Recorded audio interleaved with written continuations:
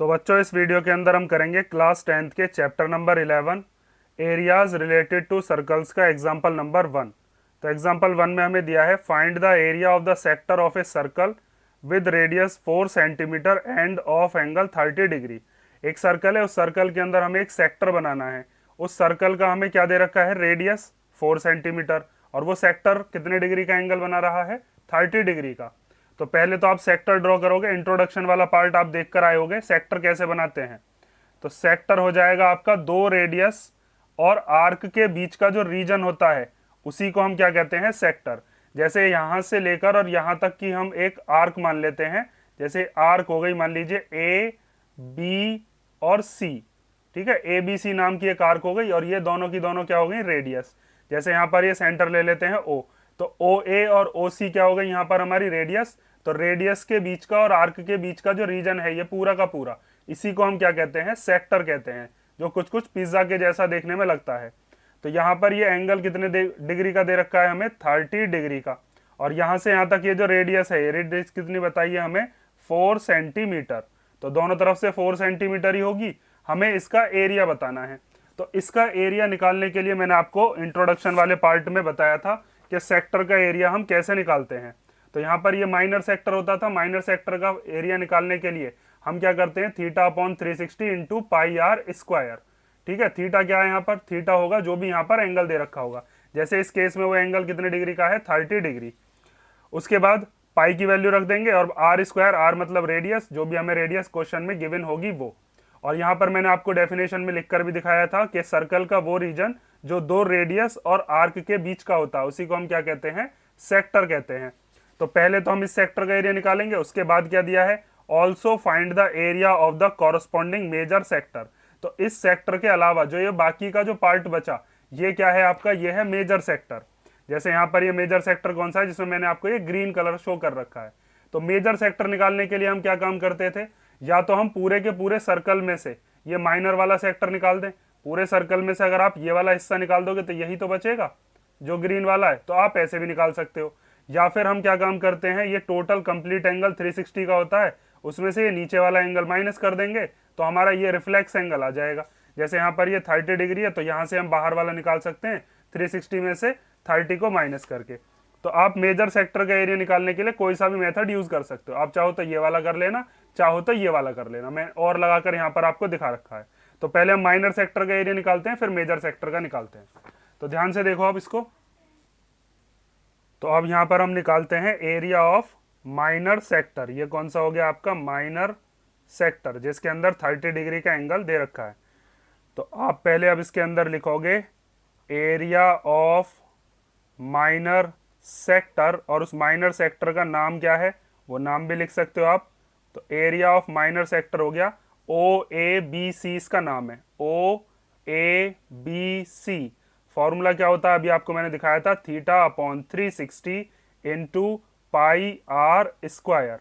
तो अब थीटा की वैल्यू रख लेते हैं। थीटा कितना है यहाँ पर, थीटा मतलब जो भी एंगल है, तो एंगल दे रखा है 30 डिग्री, अपॉन में आएगा 360 डिग्री।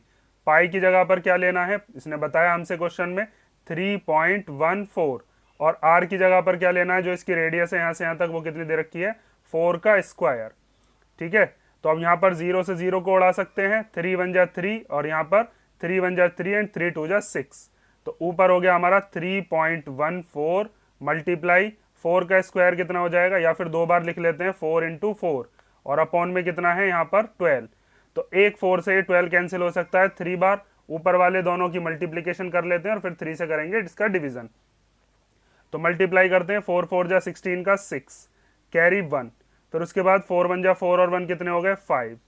फिर उसके बाद 4 3 जा कितना हो गया, 12, और अपॉन में कितना चल रहा है इसके, 3 से इसको डिवाइड करेंगे हम। तो इधर मैं आपको दिखाई दे रहा हूँ, ये तो रफ का काम है, आपको शो नहीं करना है। 12.56 को हम किससे डिवाइड करेंगे, 3 से। तो 3 4 जा कितना हो गया, 12।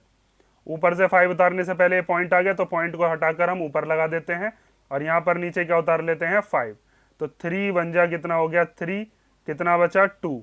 ऊपर से क्या उतार लेंगे आप, 6। तो 3 8 जा कितना हो जाएगा, 24। उसके बाद कितना बचा, 2। यहाँ पर पॉइंट लगा हुआ ही है, तो फिर अपने आप हम क्या बढ़ा सकते हैं अब, 0। तो 3 6 जा कितना हो जाएगा, 18। फिर कितना आ जाएगा 2। अब तो यही आता रहेगा इसमें 2, तो बस इसको यहीं पर ही रोक दो और ये हमारा कितना आ गया, लगभग 4.186 सेंटीमीटर स्क्वायर। अब जब ये वाला जो नंबर है 5 या 5 से बड़ा होता है तो ये राउंड ऑफ होकर इधर अपना एक दे सकता है, खुद गायब हो जाएगा, अपना एक इसको दे जाएगा। तो हम इसको लिख सकते हैं 4.1 और इस 6 ने अपना एक इसको दे दिया, तो यहाँ पर क्या हो गया 9, ये 6 कैंसिल हो गया, तो ये हो गया 4.19 सेंटीमीटर स्क्वायर अप्रोक्स। ठीक है, मतलब लगभग इतना है। तो ये आ गया आपका कौन सा, माइनर सेक्टर का एरिया। अब हमें क्या निकालना है, इसके बाद इसने कहा था also find the area of the corresponding major sector. तो मेजर सेक्टर का एरिया निकालने के लिए जो पूरा का पूरा सर्कल है उसमें से माइनर सेक्टर का एरिया निकाले देते हैं, तो वहां से हमारा क्या आ जाएगा, मेजर सेक्टर का एरिया आ जाएगा। तो ये वाला जिसमें मैंने शेड किया है ये हो गया आपका कौन सा सेक्टर, ये हो गया मेजर सेक्टर। तो मेजर सेक्टर का निकालने के लिए मैं वही वाला फॉर्मूला लगाता हूं जो मैंने अभी आपको दिखाया था। आप चाहो तो ये वाला भी लगा सकते हो। पहले ये बाहर वाला जो एंगल है इसको निकालना पड़ेगा।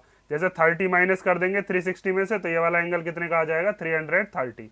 फिर आपको यहाँ पर 330 upon 360 into pi are square, इससे भी कर सकते हैं, या फिर मैंने आपको बताया था इस वाले फॉर्मूले को मैं यूज कर रहा हूँ। एरिया ऑफ सर्कल में से माइनर सेक्टर को माइनस कर दे रहे हैं। तो यहाँ पर अब आप लिखोगे कि एरिया ऑफ मेजर सेक्टर, यहां पर हम लिखेंगे एरिया ऑफ मेजर सेक्टर। उसके लिए हम क्या करने वाले हैं, जो हमारा सर्कल है एरिया ऑफ सर्कल, इसमें से माइनस कर देंगे क्या, एरिया ऑफ माइनर सेक्टर। जो छोटा वाला सेक्टर है उसको माइनस कर देते हैं। तो माइनर सेक्टर का दोबारा निकालने की जरूरत थोड़ी नहीं है, वो तो पहले हम निकाल चुके हैं। ये फायदा है इसमें, जैसे हम दोबारा से ये वाला फॉर्मूला थोड़ी ना लगाएंगे, theta upon 360 into pi are square. इसको सॉल्व करके क्या आया था वो तो हमारे पास है ना पहले से ही, बस एरिया ऑफ सर्कल लगा देते हैं। तो सर्कल का एरिया होता है pi are square minus area of minor sector. Area of minor sector पहले निकाल चुके हैं, उसको रख देते हैं 4.19। अब यहाँ पर इसको सॉल्व करते हैं तो पाई की वैल्यू कितनी हो जाएगी, 3.14। आर का स्क्वायर, आर कितनी दे रखी है इसकी 4, तो यहाँ पर 4 का स्क्वायर माइनस 4.19। तो 4 का स्क्वायर खोलेंगे तो कितना आएगा, 4 का स्क्वायर खोल के आ जाएगा 16। तो 3.14 इंटू 16 माइनस 4.19। अब 16 की इसे मल्टीप्लीकेशन करते हैं, 16 4 जा 64 का 4, कैरी कितना हो गया, कैरी हो गया 6। फिर उसके बाद 16 1 जा 16 और 6 कितने हो गए 22, 22 का 2, कैरी बचा 2। 16 3 जा हो गए 48, 48 और 2 कितने हो गए, 48 और 2 हो गए 50। इसमें 2 से पहले पॉइंट है तो इसमें भी 2 से पहले क्या आ जाएगा, पॉइंट, और फिर माइनस 4.19। इसको माइनस कर लेते हैं तो माइनस करके कितना आएगा, 24 में से 19 गए तो 5 बचा, और 50 में से 4 गया तो ये बचा 46 सेंटीमीटर स्क्वायर। तो ये आ गया 46.05 सेंटीमीटर स्क्वायर। इसी को ही हम 46.1 भी लिख सकते हैं। मैंने अभी आपको बताया था कि यहाँ पर अगर ये डिजिट 5 या 5 से बड़ी आती है तो इसको हम राउंड ऑफ करके इधर दे देते हैं। तो इसी को ही आप और क्या लिख सकते हो, इसी को ही आप लिख सकते हो 46.1 सेंटीमीटर स्क्वायर अप्रोक्स। ठीक है, या फिर यहीं छोड़ आना, कोई दिक्कत नहीं है उससे, क्योंकि पॉइंट के बाद 2 तक ही हम सॉल्व करते हैं, 2 डेसिमल प्लेसेस तक। तो ये 2 डेसिमल प्लेसेस तक है। तो ये हो गया आपका कौन सा क्वेश्चन, एग्जाम्पल नंबर 1। इसको कर लो ध्यान से, और अगर इसमें कोई डाउट हो तो आप कमेंट करके पूछ लेना।